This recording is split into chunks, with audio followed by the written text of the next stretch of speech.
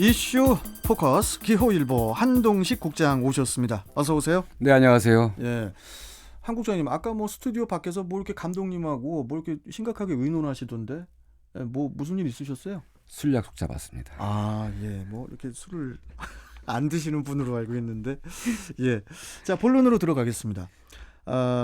헤엄쳐서 월북한 그 탈북자 때문에 이제 나라가 온통 지금 시끄럽습니다. 네. 그 탈북 루트가 이제 드러나면서 허술한 군사 대비 태세도 이제 문제가 되고 있는데, 근데 이것보다 먼저 많은 분들이 그 탈북자 관리에 대해서 또 궁금해하고 있는데요. 탈북자 관리, 이 부분에 대해서 좀 먼저 자세히 설명 좀 해주시죠. 네, 현재 국내에는 그 여러 가지 이유로 북한을 벗어난 탈북자가 3만 4천여 명이 이르는 것으로 알려지고 있는데요. 3만 네, 4천여 명은 네네. 되게 많네요. 예, 경찰은 이들이 그 북한의 신변 위협을 받을 가능성이 있는 정도를 기준으로요. 가나다 이렇게 3개 등급으로 나눠 관리하고 있다고 합니다. 그런데 이번에 그 월북한 20대 김모 씨는 위협 가능성이 낮은 다등급으로 분류돼서요. 주거지역 관할 경찰서에서 한 달에 한 번꼴로 전화나 대면 만남을 통해 이상 여부를 확인하고 있었다고 하는데요. 보통 다등급 정도 되는 이제 탈북자는 거주나 이동이 자유로워서 경찰이 이들의 동선을 파악하고 관리하는 게 쉽지 않다고 합니다. 가나다에서 다등급. 네네. 아, 예, 이번에 월북한 김모 씨처럼 북한과 가까운 강화에서 직접 헤엄쳐서 북한을 탈출하는 경우는 거의 없지만 이동이 자유로운 탈북자들 가운데는 이제 다시 월북하는 이 사례가 적지 않다고 합니다. 그래요. 이번에 뭐 일단 이 탈북자 관리가 허술해 이번에 문제가 되고 있는데요. 주로 이제 중국이나 이제 제3국을 통해서 다시 월북하는 경우가 많은데 북한 소식에 정통한 그 전문가들은 탈북자들의 월북 사례가 최근 5년간 한 300건에 달한다고 하는데요. 그만큼 탈북자들의 관리가 허술하기 때문에 이제 아마 지금 그 경찰이나 이 공안 당국에서 이 탈북자 그들의 소재 제대로 파악하고 있는지 확인하면 정확히 대답을 못하는 경우도 있다고 하는데요. 하여튼 이 부분에 대한 관리 필요한 것 같습니다. 자, 근데 이제 월북자 그 루트가 강화군으로 드러났잖아요. 네. 강화군으로 드러나면서 그 군의 허술한 군사 대비 태세에 구멍이 뚫린 것 아니냐, 네. 이런 이제 우려가 나오고 있는데, 그러다 보니까 이제 급기야는 국방장관과 합참의장이 사과까지 하는 지경에 또 이르렀죠. 대체 뭐 군에 무슨 문제가 있었던 겁니까? 네, 그렇습니다. 그 탈북 사건으로 군 수뇌부가 국회에 불려나가 공개적으로 사과까지 했습니다. 정경두 국방부 장관 그리고 박한기 합참의장이 어제 이제 국회 국방위원회 전체 회의에 출석해서 이번 월북 사태에 대해 사과했습니다. 네. 군 수뇌부가 이렇게 그 국민들께 사과한 데는 이제 최근 잇따른 경계 실패가 원인이 된 것으로 알려지고 있습니다. 네. 또 뭐 이번에 월북 사건도 있었지만요. 이 월북 사건도 좀 보면은 월북 현장에는 이제 최신 그 첨단 장비가 이제 배치돼 있었고요. 그 월북자가 통과해서 나간 이제 배수로 바로 옆에는 감시 초소가 있었다고 합니다.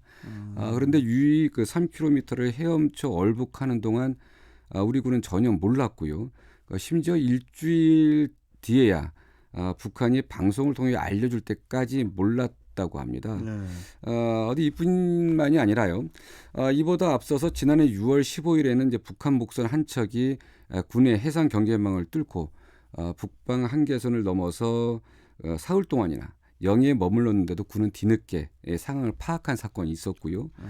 불과 2달 전인 이제 지난 5월에는 이제 충남 태안 해상을 통해서 중국인들이 이제 보트로 미입국했는데도 군의 제재를 받지 않았습니다. 네. 그래서 이러저러한 문제들 때문에 어쨌든 이 군의 이 경계 태세가 해이해진 것 아니냐 이런 문제가 나오고 있습니다. 일단은 좀 군에서도 좀 각성을 해야 될 것 같아요. 네. 네. 자, 이제 다른 이야기를 좀 가보겠습니다. 인천 그 서구의회에서 이거 무슨 얘기입니까? 의원들 간의 고소 고발로 시끄럽다고 합니다. 네. 뿔뿔이 민주주의의 장이 돼야 할 기초의회에서 도대체 무슨 일이 있었길래 의원들끼리 이렇게 고소고발전이 펼쳐졌는지 이게 예. 무슨 일이죠? 이 서구의 그 한 구의원의 배우자가 이제 최근 이제 구 산하기관의 계약직으로 잇따라 채용된 것을 두고서 이제 여야 의원들 간 고소 고발전이 벌어지고 있는데요. 네. 이 의상 그 미래통합당 서구 의원을 비롯한 이제 서구 의원들이 어제 업무 방해 등의 혐의로 이제 더불어민주당 A 의원과 그 서구시설관리공단 채용 관계자들을 이제 인천 경찰청에 고발했는데요. 이들은 고발장 접수 후에 서구청 그 브리핑 룸에서 기자회견을 가졌습니다. 이들은 이제 A 의원 배우자가 서구청과 서구시설관리공단 이 산하기관의 계약직으로 채용되는 과정에 업무 방해나 외압, 청탁 그리고 특혜 등이 있었는지를 밝히기 위해 관련자들을 고발했다 이렇게 밝혔는데요. 네.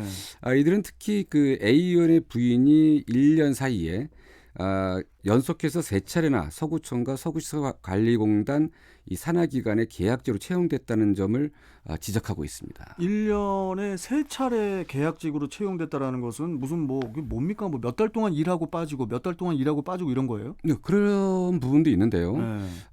이게 지금 이 공공기관의 계약직으로 채용되기가 상당히 하늘의 별 따기처럼 이제 쉽지 않은 게 이제 일반적인 그 얘기입니다. 네. 실제 A 의원의 부인은 이제 서구청에서 청년 인턴으로 채용돼서 지난해 3월부터 6월까지 근무했고요. 네. 이어 지난해 9월부터 12월까지는 이제 서구시설관리공단 산하 도서관에서 기간제 계약직으로 근무했습니다. 그리고 이번에는 올해 1월부터 서구시설관리공단 산하 한 노인문화센터에 계약직 노동자로 채용돼서 지금 근무 중인데요.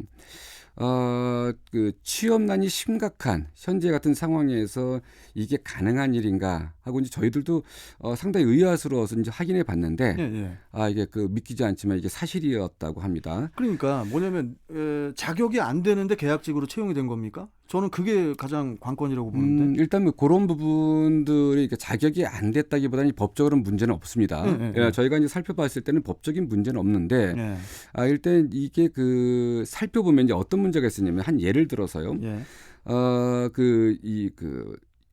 서구의 한 노인 문화센터에 이분이 이제 그 계약직으로 이제 이번에 채용이 1월 달에 채용이 됐는데 예, 예. 계약직의 지원자가 6명이었습니다. 네. 근데 6명이 이제 이번에 채용을 하면서 우대 조건이 있었는데 우대 조건은 이제 사회복지사 자격증이라든가 아니면 그 관련 자격증. 자격 요건이네요. 그게? 그렇죠. 예, 이제 예. 요건이라기보다 이제 우대하겠다. 이런 부분 우대하겠다.